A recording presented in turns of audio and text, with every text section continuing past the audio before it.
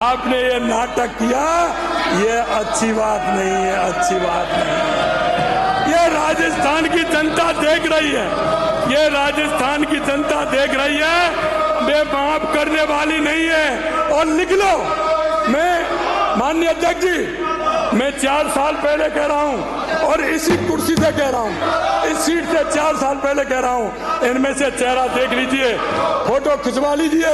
अगर इनमें से अगर 40% लोग भी आ जाएं तो आप देख लेना 40%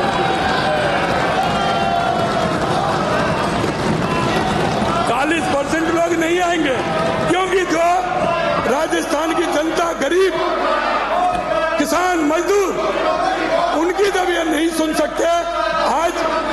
आज मैं कह सकता हूं कि मैंने पिछले बजट में राजस्थान की 200 विधानसभा के लिए पूरा बजट दिया था और मैंने प्रतिपक्ष के नेता को बुला करके, आप पूछ लीजिए, प्रतिपक्ष के नेता को बुला करके मैंने कहा ये शायद राजस्थान के इतिहास में पहली बार हुआ होगा। मैंने प्रतिपक्ष के नेता को बुलाया, मैंने कहा भाई जी आपकी मीटिंग कर लीजिए, आपके विधानसभा में कौन कौन से काम ऐसे हैं जो जनता के हित के काम है, आप मेरे को बना के दीजिए, मैं उनकी दूंगा। लेकिन इनको जनता के काम की फिक्र हो जब नहीं, इनको जनता के काम की फिक्र नहीं है। इनको एक परिवार की माला फेरना और आराम से होटलों में रहना और आराम से जनता की गाड़ी कमाई को डकारना, ये इनकी फितरत में आ गया। जब भर्तियों में शिक्षकों पर ध्यान नहीं दिया, लक्ष्मणगढ़ से आने वाले माननीय सदस्य ने यह भी कहा कि अब तक हुई भर्तियों में शिक्षकों पर ध्यान नहीं दिया।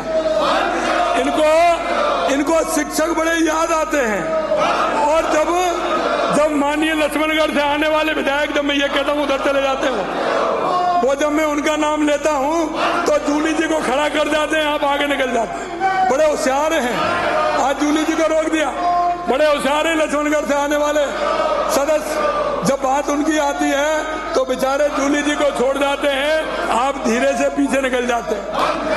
मैं कहना चाहता हूँ, शिक्षकों की बात आती है और अगर शिक्षक ट्रांसफर की बात आए तो इन पे कैसे रहा जाए, फिर कैसे रहेंगे?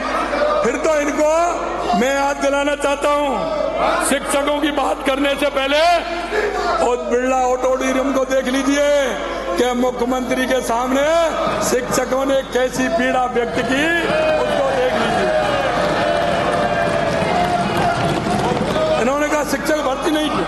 मैं इनको बता देना चाहता हूं, मैं तो इनको दूड़ी जी को एक पंच लाया था देने के लिए, इनको माननीय जूली जी को।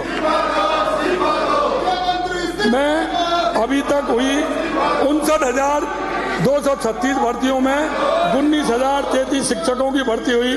माननीय सदस्य अब तो ताली बजा दें। माननीय अध्यक्ष महोदय, मैं सदन को अवगत कराना चाहूंगा कि 19,000 शिक्षक, उसमें 19,000 शिक्षक थे,